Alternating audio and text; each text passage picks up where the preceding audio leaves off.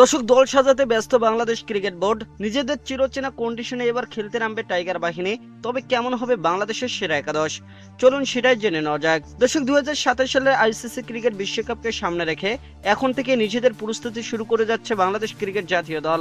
সেই লক্ষ্যে চলতি বছরে আন্তর্জাতিক সূচি অনুযায়ী শুরু হচ্ছে পাকিস্তানের বিপক্ষে একটি গুরুত্বপূর্ণ ওয়ানডে সিরিজ দিয়ে। তাই পাকিস্তানের বিপক্ষে এই সিরিজের প্রতিটি ম্যাচ জয়ের লক্ষ্য নিয়ে মাঠে নামতে চায় টাইগার বাহিনী।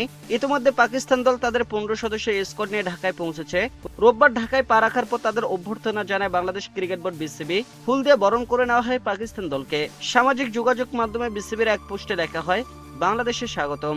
বাংলাদেশ বনাম পাকিস্তান ওয়ানডে সিরিজ উপলক্ষে পাকিস্তান জাতীয় ক্রিকেট দল ঢাকায় এসেছে।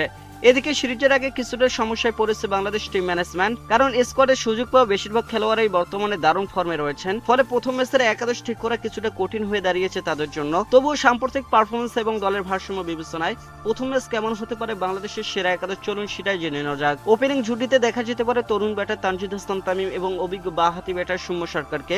শেষ ওয়ানডে সিরিজে এই জুটি দারুণ একটি ইনিংস উপহার দিয়েছিল। তাই টিম ম্যানেজমেন্ট আবারও তাদের দিয়েই ইনিংস শুরু করতে পারে। 3 নম্বরে দেখা যেতে পারে সাবেক অধিনায়ক নাজমুল হোসেন শান্তকে।